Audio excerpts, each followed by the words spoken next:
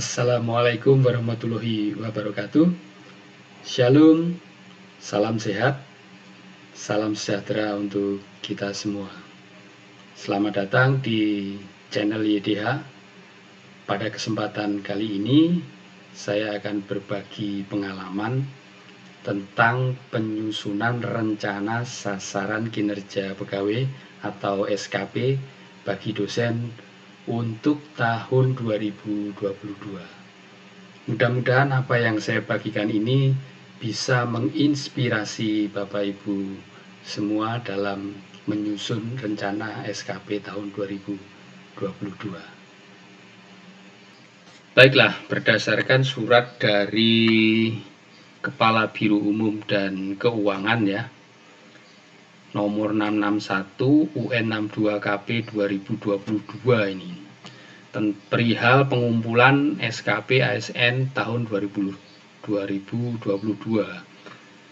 Nah, ini dasarnya PP nomor 30 tahun 2019 tentang penilaian kinerja PNS dan Permen Pan RB nomor 6 tahun 2022 tentang pengelolaan kinerja pegawai aparatur sipil negara. Nah, sehubungan dengan hal tersebut, dengan hormat dimohon seluruh ASN baik dosen maupun tendik untuk segera menyusun sasaran kinerja pegawai atau SKP tahun 2022 sesuai dengan peraturan tersebut ya. Dan peraturan ini dapat di-download di BUK ini ya, di URL-nya UPN ya, BUK Biro Umum Keuangan, nanti saya tunjukkan. Sasaran kinerja atau SKP 2022 tersebut agar segera dikumpulkan di bagian kepegawaian dalam bentuk hard copy dan soft copy paling lambat tanggal 13 September 2022. Nah, ini ya, ini nyerepek ini. Berkas-berkas tersebut di atas agar diupload ke HTTP ini bit.ly SKPT. Ini dibagi dua ya berkasnya ya. Formnya ini untuk tendik dan untuk dosen. Nah, coba kita buka ini ya, dokumen SKP ini kita lihat, kita buka di lamannya. Nah, dokumennya ini sudah saya unduh ya, ada template SKP, form KP dan LDB. Ini sudah saya unduh. Lalu coba kita lihat, nanti kita akan mengunggah. Nah, kalau dosen itu kalau sudah jadi filenya kita unggah di sini. Gitu ya, filenya kita unggah di sini. Kalau tendik yang di bawahnya itu. Nah, ini kalau dosen nanti kita unggah di sini. Nah, ini dia. Ini yang untuk dosen ya. Jadi SKP dosen. Kalau tendik yang ini nanti jangan tertukar ya, dosen dan tendik. Masing-masing sudah ada G-form-nya sendiri-sendiri. Nah, ini untuk tendik. Nah, pada pertemuan kali ini atau sharing kali ini, saya akan berbagi tentang penyusunan ya, berbagi pengalaman ya, penyusunan SKP terutama untuk dosen karena saya dosen ya. Nah, ini sudah saya susun Excel-nya seperti ini. Ini yang form ya, yang saya unduh dari sini. Yang saya unduh dari sini, template SKP kualitatif V1. Ini saya gunakan template ini. Lalu saya buka, isinya seperti ini. Nah, ini di sini ada beberapa sheet ya, ada PKK Satker ini saya rasa untuk ini ranahnya pimpinan ya, kita nggak perlu isi.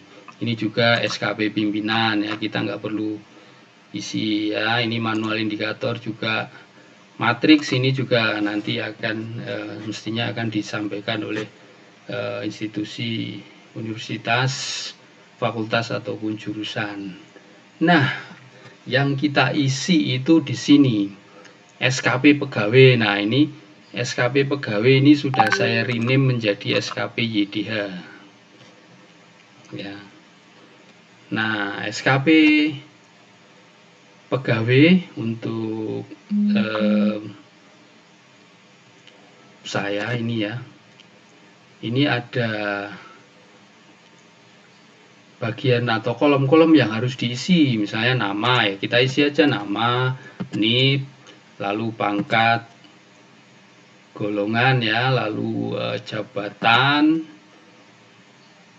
ini jabatan fungsional ya, unit kerja, lalu ini pejabat penilainya. Nah, dalam hal ini pejabat penilainya adalah ketua jurusan, karena saya bekerja di jurusan teknik kimia, maka pejabat penilainya adalah ketua jurusan teknik kimia, seperti itu.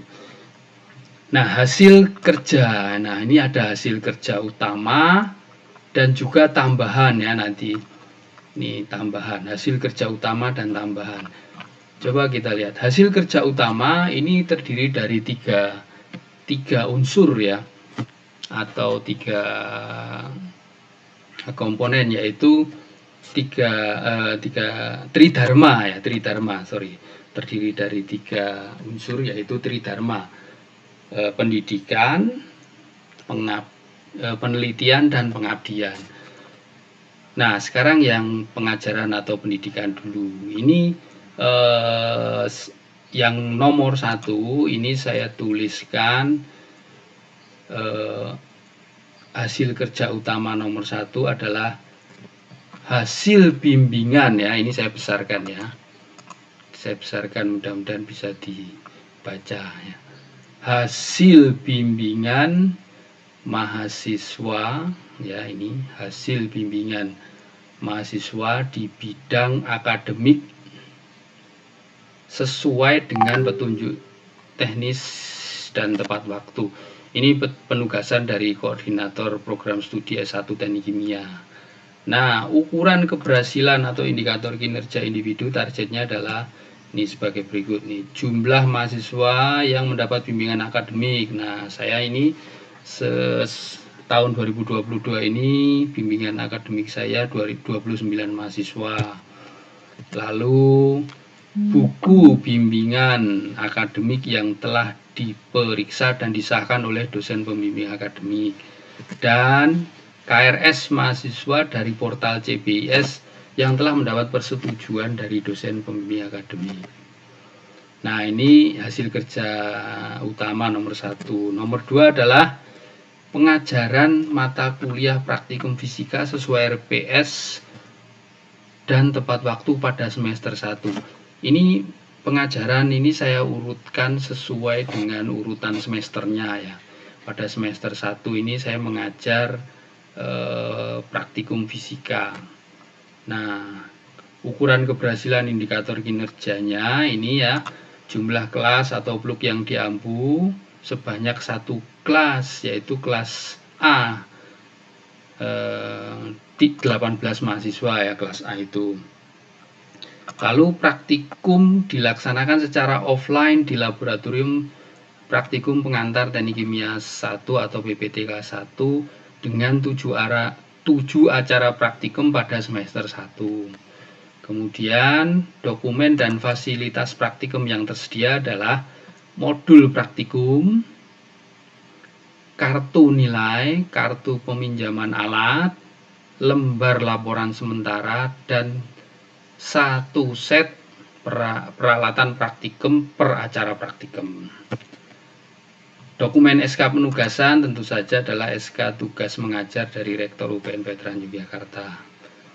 Lalu dokumen bukti kinerja untuk ini praktikum ini adalah daftar hadir dosen P1 ya, daftar hadir mahasiswa, dan hasil evaluasi atau rekap nilai mahasiswa. Nah, untuk semester 2 ini saya mengampu mata kuliah praktikum kimia analisa. semester 2 ya. Ukuran keberhasilan indikator kinerja individu target ini sama atau mirip dengan praktikum fisika ya. Nah, untuk semester 2 praktikum fisika saya mengampu satu kelas, yaitu kelas H 12 mahasiswa. Praktikumnya offline juga di lab PPTK 1, terdiri dari 7 acara ya. Lalu dokumen dan fasilitas sama ya dengan praktikum yang pertama tadi. Dokumen SK penugasan dan bukti kinerja juga sama ya. Nah, sekarang pada semester selanjutnya pada semester 5 ini saya mengajar mata kuliah dinamika proses. Nah, semester 5 ya. Jumlah kelas yang diampu sebanyak 3 kelas, yaitu kelas A 36 mahasiswa, kelas B 36 mahasiswa, dan kelas C juga 36 mahasiswa. Semua 36 ini di set seperti itu. Lalu kuliah dilaksanakan sebanyak 16 kali pertemuan secara offline di kampus ya, jurusan Teknik Kimia UPN Veteran Yogyakarta, Gedung Pangeran Antasari pada semester 5. Dokumen dan fasilitas kuliah yang tersedia ini materi atau bahan ajar, LCD ya, lalu whiteboard, software ini ada yang saya gunakan, ini ada Silab, Excel maupun Unisim. Lalu dokumen SK penugasan, ini SK rektor. Lalu bukti kinerjanya adalah daftar hadir dosen atau P1, daftar hadir mahasiswa, dan hasil evaluasi atau rekap nilai mahasiswa. Nah, selanjutnya nomor 5 ini hasil bimbingan proposal tugas akhir penelitian dalam mata kuliah metodologi penelitian pada semester 5. Nah, perlu saya sampaikan bahwa di jurusan Teknik Kimia itu, program studi Teknik Kimia, program sarjana itu tugas akhirnya ada 3 ya. Tugas akhir penelitian yang dilakukan oleh mahasiswa di laboratorium, lalu tugas akhir kerja praktek yang dilakukan oleh mahasiswa 1-2 bulan di industri atau pabrik, dan tugas akhir mahasiswa yang ketiga adalah skripsi. Nah, skripsi di sini adalah prarancangan pabrik kimia ya. Nah, semua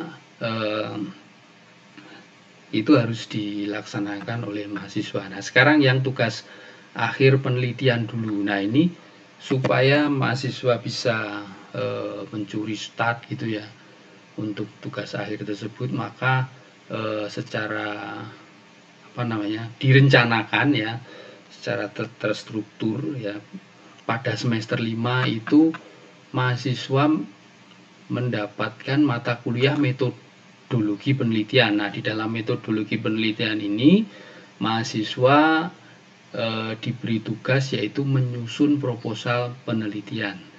Pada saat mahasiswa menyusun proposal penelitian ini, mahasiswa sudah diberi atau diplot dosen pembimbingnya. Gitu ya. Ini pada semester 5 Metopel dengan outputnya adalah proposal penelitian yang dibimbing oleh dosen pembimbing.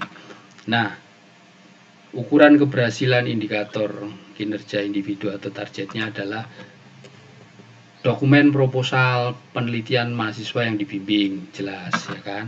Yang kedua, dokumen hasil uji similaritas dengan Turnitin atas proposal yang penelitian yang diajukan. Nah, ini kenapa ini saya tuliskan di sini, karena ini penting ya untuk ke depan itu kriteria atau parameter penilaian daripada tugas akhir mahasiswa itu termasuk uji similaritas ya. Nah, semoga uji similaritasnya hasilnya baik ya, karena ini untuk menghindari plagiasi itu, yang ya, untuk menghindari itu ya. Lalu waktu bimbingan untuk penyelesaian proposal penelitian itu adalah 1 semester pada semester 5. Kemudian jumlah mahasiswa yang dibimbing itu kurang lebih 4-6 mahasiswa yang terbagi dalam 2 atau 3 grup. Artinya masing-masing grup itu terdiri dari 2 mahasiswa. Jadi tugas penelitian ini dikerjakan kelompok. Ya, satu kelompok terdiri dari 2 mahasiswa. Waktu bimbingan yang disediakan sebanyak 1 kali seminggu pada semester 5. Lalu hasil utama yang ke-6 ini ya, melanjutkan hasil yang nomor 5 ini tadi, yaitu hasil bimbingan tugas akhir penelitian. Nah, ini mahasiswa pada semester 6 ya, yang tadi proposalnya pada semester 5 melalui mata kuliah metodologi penelitian. Nah, sekarang semester 6 mahasiswanya itu sudah melakukan penelitian di laboratorium. Indikasinya adalah dokumen ya, ukuran keberhasilan indikator kinerja individu target. Ini adalah dokumen ya, laporan akhir penelitian mahasiswa, dokumen hasil uji similaritas dengan Turnitin atas laporan akhir penelitian yang sudah dibuat, waktu bimbingan untuk penyelesaian penelitian dan laporan akhir itu 1 semester pada semester 6. Jumlah mahasiswa yang dibimbing itu 4-6 mahasiswa yang terbagi menjadi 2-3 grup ya. Dan waktu bimbingan adalah 1 kali seminggu pada semester 6. Oke, hasil utama yang ke-7 ini masih pada semester 6, yaitu pengajaran mata kuliah praktikum simulasi proses. Nah, kalau praktikum simulasi proses ini dilakukan di laboratorium komputasi proses ini ya. Nah, saat semester 6 ini saya mendapatkan 1 kelas, yaitu kelas D, 20 mahasiswa. Ya, software yang digunakan adalah Unisim. Dan pada saat praktikum, mahasiswa difasilitasi dengan 1 personal komputer ya. Dokumen SK penugasan tentu saja adalah SK tugas mengajar dari rektor, dan bukti kinerjanya adalah P1 ya, daftar hadir dosen, daftar hadir mahasiswa, dan hasil evaluasi atau rekap nilai mahasiswa. Masih di semester 6 ya, yaitu mengajar mata kuliah instrumentasi dan pengendalian proses. Ini semester 6. Pada semester 6 mata kuliah instrumentasi dan pengendalian proses itu saya mendapatkan 3 kelas ya, mengampu 3 kelas. Kelas A itu 27 mahasiswa, kelas B 28 mahasiswa, dan kelas C 30 mahasiswa. Nah, kuliahnya 16 kali offline, dilaksanakan di kampus UPN Veteran Yogyakarta ya, di Gedung Pangeran Antasari. Fasilitas ya, dokumen dan fasilitas kuliah ini ada materi atau bahan ajar, LCD, lalu whiteboard, software yang saya gunakan ada Silab, Excel, dan Unisim. Ada SK penugasan, yaitu SK dari rektor, dan bukti kinerjanya adalah daftar hadir dosen atau P1, daftar hadir mahasiswa, dan hasil evaluasi atau rekap nilai dari mahasiswa. Nomor 9. Nah, nomor 9 ini semester 7 ya. Semester 7 ini saya mengajar mata kuliah pilihan D, yaitu perancangan jaringan penukar panas ini ya. Nah, pada saat itu semester 7 ya, semester 7 ini ya, berarti saya mendapatkan satu kelas A 21 mahasiswa, kuliahnya 16 kali secara offline di kampus jurusan Teknik Kimia UPN Veteran Yogyakarta. Lalu dokumen dan fasilitas kuliah sama ya dengan yang mata kuliah lain. Oke, sekarang yang nomor 10 ini. Nomor 10 ini masih pada semester 7, yaitu hasil bimbingan tugas akhir kerja praktek mahasiswa. Nah, ini kerja praktek mahasiswa. Jadi biasanya mahasiswa yang melakukan kerja praktek ini setelah selesai penelitian di laboratorium ya.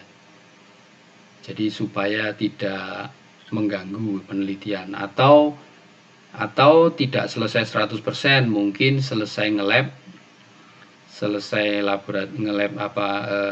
penelitian di lab, tinggal mengolah data dan pembuatan laporan akhir, itu bisa melakukan kerja praktek tergantung dengan kesepakatan dosen pembimbing penelitian dan KP ya.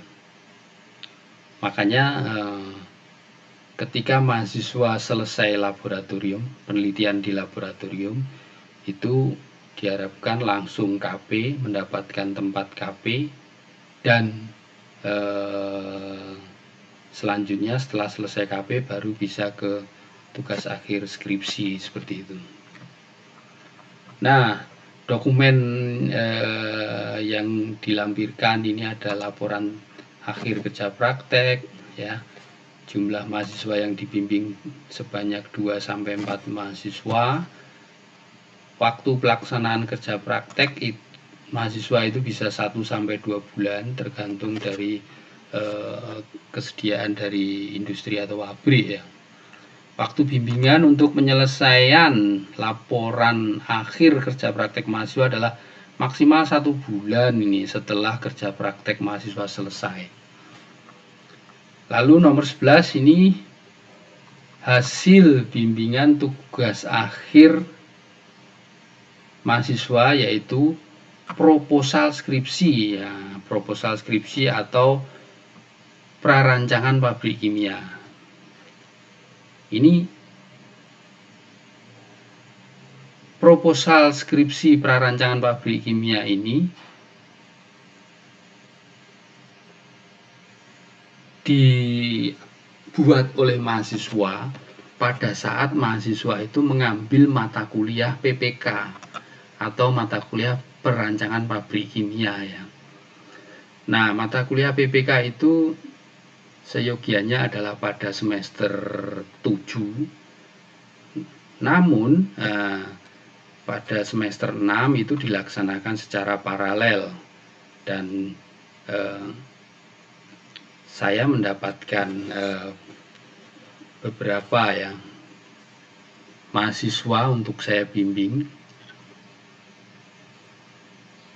dan pekerjaan tugas akhir skripsi ini dikerjakan oleh grup ya, secara kelompok, yang mana masing-masing kelompok itu terdiri dari 2 mahasiswa. Waktu bimbingan proposal itu saya sediakan 1 kali seminggu pada semester 7 ya. Jadi waktu bimbingan untuk proposal tugas akhir skripsi ya ini. Nah, lalu nomor 12 ini kelanjutan daripada nomor 11 ya. Hasil bimbingan tugas akhir skripsi sekarang ya, skripsi yang dilaksanakan pada semester 8 ini, semester 8 ya. Nah, dokumen laporan akhir dan eksekutif summary.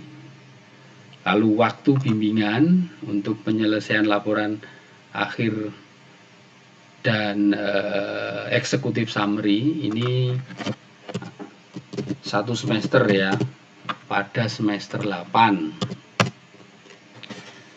Lalu jumlah mahasiswa yang dibimbing itu 6-8 mahasiswa atau 3-4 grup.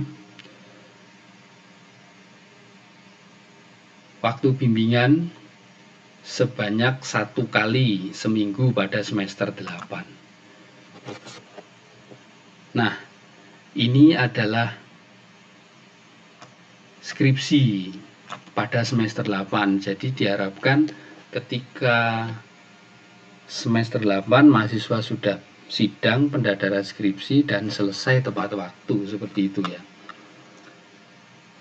Lalu nomor 13 ini hasil utamanya adalah luaran penelitian yang telah dipublikasikan. Nah, ini luaran penelitian yang telah dipublikasikan. Ini bisa di jurnal internasional yang terindeks Scopus atau jurnal internasional yang terindeks di database gitu ya. Lalu jurnal nasional berindeks Sinta 1-4. Lalu artikel yang dimuat di Proceeding internasional. Ini luaran penelitian yang publikasi penelitian ya, bisa publikasi di jurnal nasional maupun internasional, proceeding atau seminar ya, itu ya, seminar nasional internasional. Nah, ini bukti penugasannya surat tugas dekan atau kepala LPPM. Lalu bukti kinerja publikasi, nah ini halaman sampul, dewan redaksi, daftar isi, dan manuskrip. Kalau bukti kinerja proceeding ini halaman sampul, panitia, susunan panitia ya, daftar isi, ini makalah atau manuskrip ya, makalah seminar, dan sertifikat seminar ini sebagai pemakalah.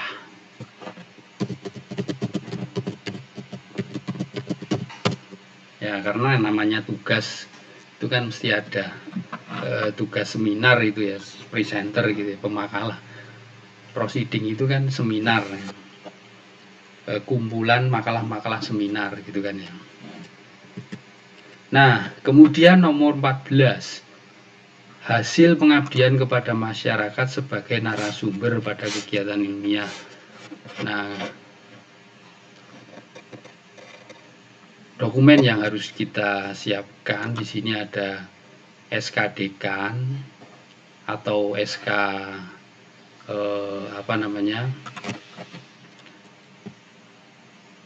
Kepala LPPM ya.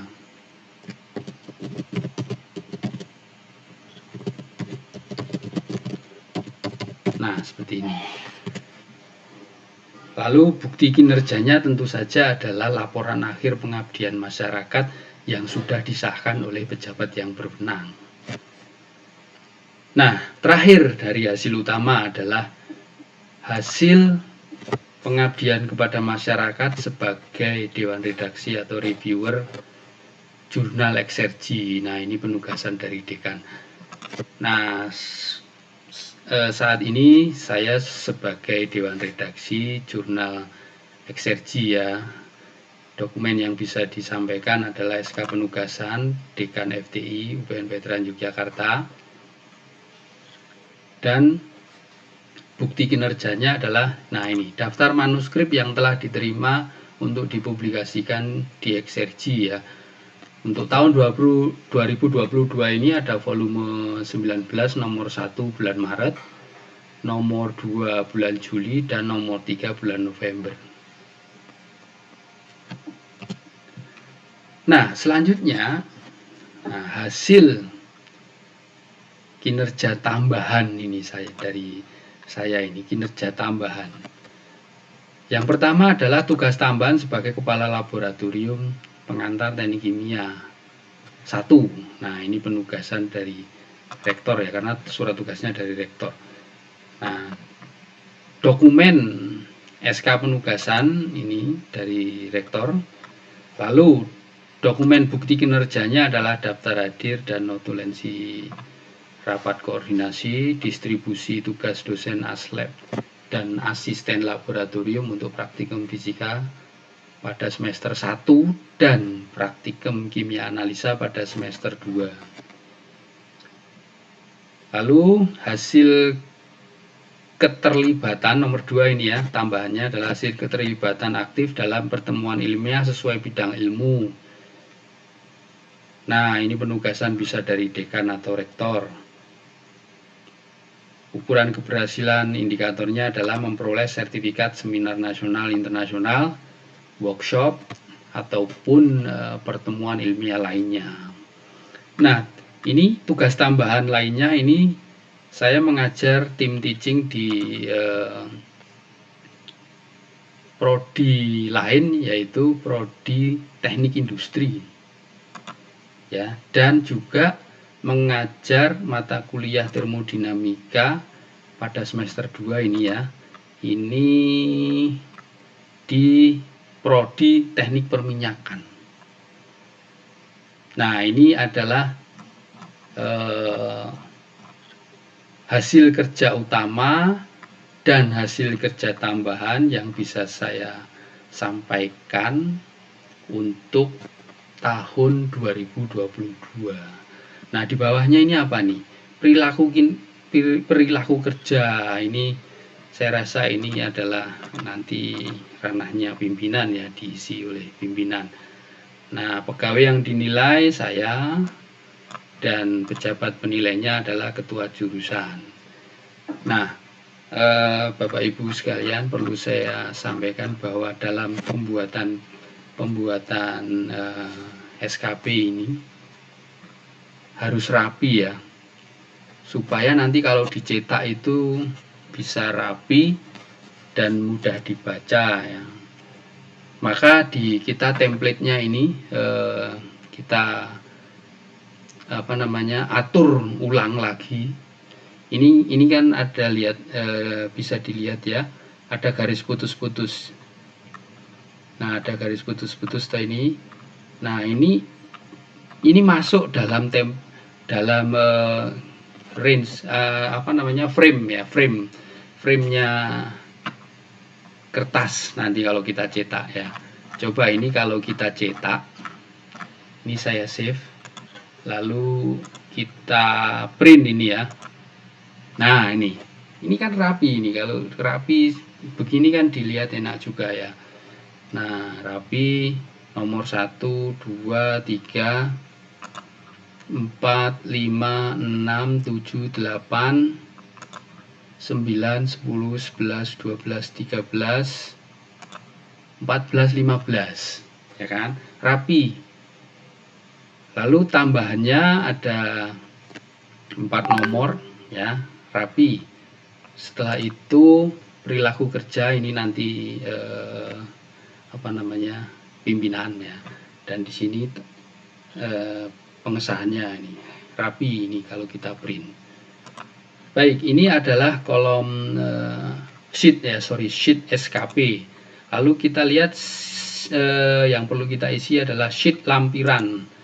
Nah, lampirannya juga kita siapkan agar tersusun rapi. Ini masuk dalam frame-nya. Ini kita lihat garis putus-putusnya ini dibatasi di sini ya. Ini garis putus-putusnya di sini. Nah, ini masuk dalam frame nih ya. Dukungan sumber daya, ini ya, lampiran SKP, dukungan sumber daya, dukungan sarana prasarana pengajaran yang cukup memadai ya. Kalau ada yang lain ditulis saja di sini. Lalu skema pertanggungjawaban. Nah, ini ada 9 nih ya. Yang pertama adalah dokumen kegiatan pembimbingan akademik bagi mahasiswa yang diserahkan.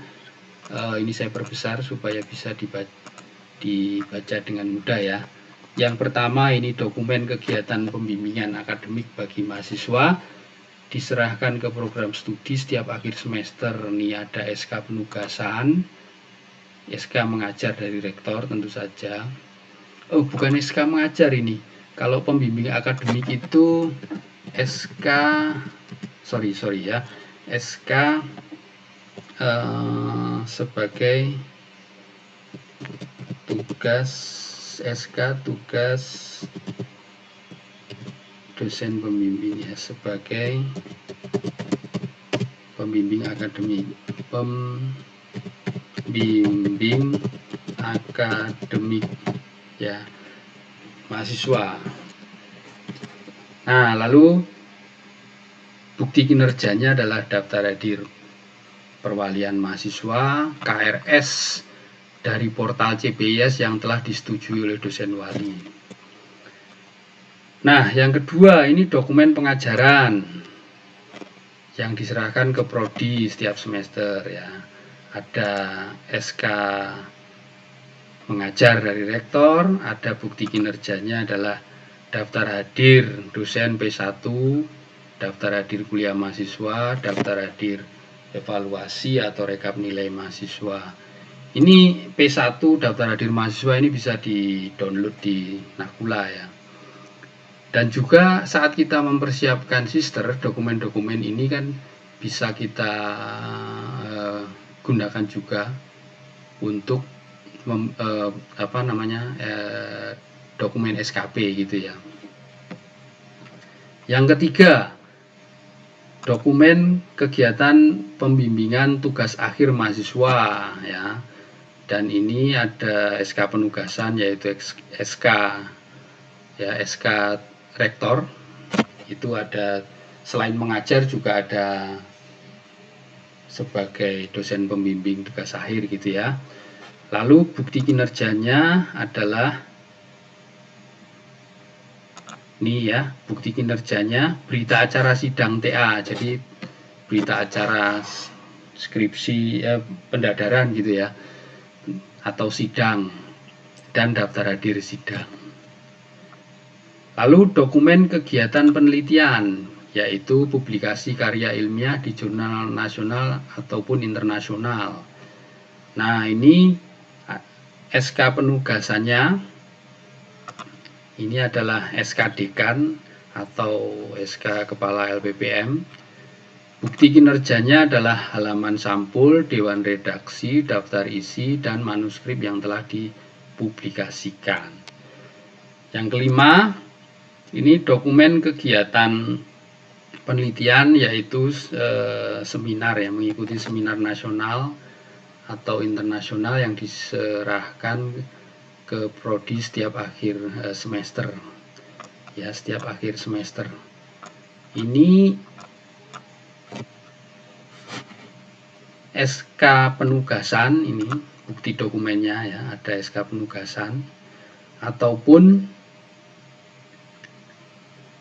bukti kinerja lainnya adalah halaman sampul prosiding ya, susunan panitia seminar, daftar isi, makalah prosiding, dan sertifikat sebagai pemakalah seminar. Ini penting ya.